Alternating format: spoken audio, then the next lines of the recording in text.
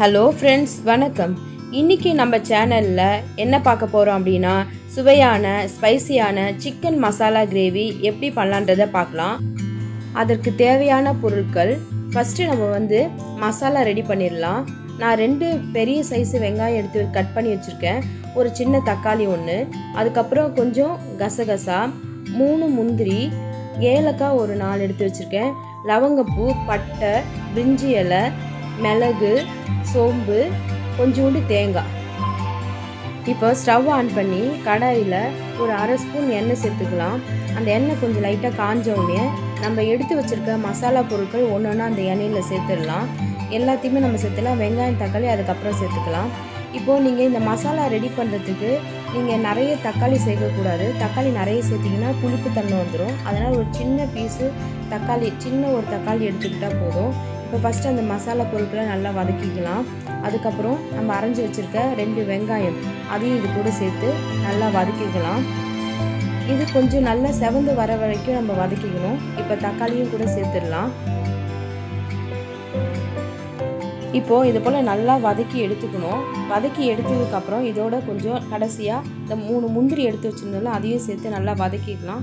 இது போல் colour change ஆகிருக்கணும். அப்போ தான் நமக்கு பச்சை வாசனை இல்லாமல் இருக்கும். இப்போ வதக்கினதுக்கப்புறம் இந்த ஸ்டேஜில் நம்ம ஸ்டவ் ஆஃப் பண்ணிவிட்டு அதை வேறு ஒரு பிளேட்டுக்கு ட்ரான்ஸ்ஃபர் பண்ணிக்கலாம். இது ஆறுனதுக்கப்புறம் அரைச்சி எடுத்தோன்னா நம்மளுடைய மசாலா ரெடி ஆகிடும். இப்போது அடுத்தது நம்ம கிரேவி பண்ணுறதுக்கு ஒரு கடாயில் அடுப்பில் வச்சுட்டு ஒரு 2 டேபிள் ஸ்பூன் நம்ம எண்ணெய் சேர்த்துக்கலாம். எண்ணெய் கொஞ்சம் காஞ்சதுக்கப்புறம் நம்ம 2 வெங்காயம் அரைஞ்சி கட் பண்ணி வச்சுருக்கேன், அந்த 2 வெங்காயத்தையும் சேர்த்துடலாம். சேர்த்து நல்லா வதக்கணும். இந்த வெங்காயம் நல்லா பொன்னிறம் வர வரைக்கும் நம்ம வதக்கி எடுத்துக்கலாம். அப்போ தான் நமக்கு கிரேவி ரொம்ப டேஸ்ட்டாக இருக்கும். அதே சமயம் நல்லா வாசனையாகவும் இருக்கும். அதனால் நல்லா வதக்கிக்கலாம். பாருங்கள், இப்போ இந்த ஸ்டேஜில் நல்லா வெங்காயம் பொன்னிறமாக வதங்கி வந்திருக்கு.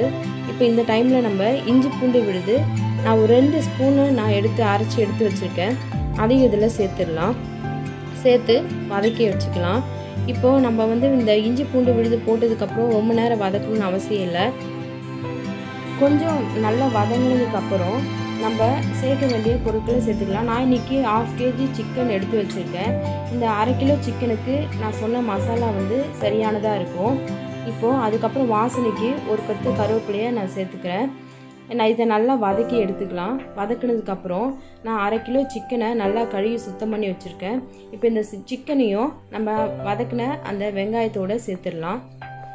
சேர்த்து எல்லாத்தையும் ஒன்றா வதக்கிக்கலாம்.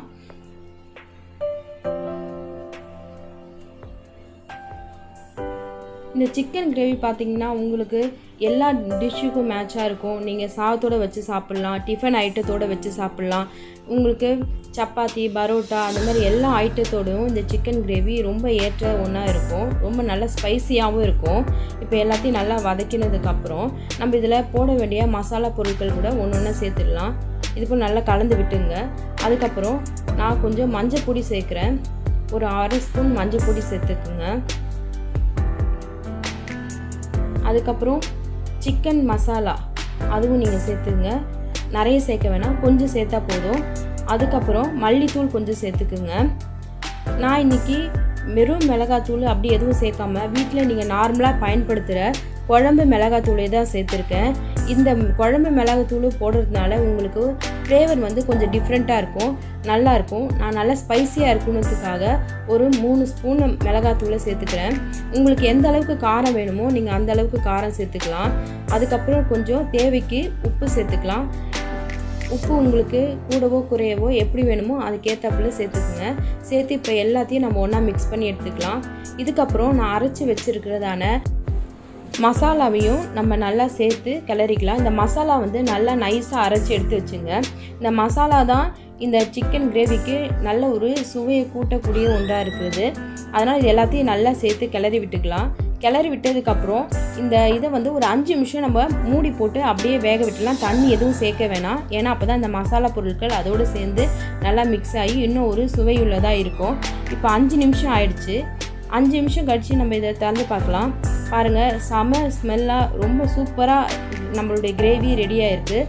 இப்போது இந்த டைமில் நம்ம நல்லா ஒரு தடவை கிளறி விட்டுட்டு தேவையான அளவு தண்ணி சேர்த்துக்கலாம். நான் இப்போ 1 கப்பு தண்ணி சேர்த்துருக்கேன். உங்களுக்கு கிரேவி எந்த அளவுக்கு வேணுமோ நீங்கள் அந்த அளவுக்கு தண்ணி சேர்த்துக்கலாம். இப்போ ஒரு கப்பு நான் தண்ணி சேர்த்ததுக்கப்புறம் இதை ஒரு தடவை நல்லா கிளறி விட்டு மறுபடியும் ஒரு மூடி போட்டு நம்ம ஒரு 15லேருந்து 20 நிமிஷம் வரைக்கும் நம்ம வேக வச்சு எடுத்தோன்னா நம்மளுடைய spicy chicken masala gravy ready ஆகிடும். இப்போ ஒரு 20 நிமிஷம் ஆயிடுச்சு. நம்ம திறந்து பார்த்தோன்னா நம்மளுடைய ஸ்பைசி சிக்கன் மசாலா கிரேவி கமன்னு ரெடி ஆகிடுச்சு. பாருங்கள் எவ்வளோ சூப்பராக இருக்குது. இப்போ நம்ம கொஞ்சம் கொத்தமல்லியும் கருவேப்பிலையும் தூவி இறக்கிடலாம். இந்த ஸ்டேஜில் ஸ்டவ் ஆஃப் பண்ணிடலாம். ஆஃப் பண்ணிட்டு நம்ம வேறு ஒரு பவுலுக்கு இதை ட்ரான்ஸ்ஃபர் பண்ணிக்கலாம். பாருங்கள் எவ்வளோ சூப்பராக இருக்குது பாருங்கள். நல்ல வாசனையாகவும் நல்ல ஸ்பைசியாகவும் இருக்கும். இதே போல் நீங்களும் உங்கள் வீட்டில் இந்த ஸ்பைசி சிக்கன் மசாலா கிரேவியை ரெடி பண்ணி உங்கள் வீட்டில் இருக்கவங்களுக்கு கொடுத்து அசத்துங்க. இந்த வீடியோ உங்களுக்கு பிடிச்சிருந்துச்சுன்னா லைக் பண்ணுங்கள், ஷேர் பண்ணுங்கள், கமெண்ட் பண்ணுங்கள், மறக்காமல் சப்ஸ்கிரைப் பண்ணுங்கள். தேங்க்ஸ் ஃபார் வாட்சிங்.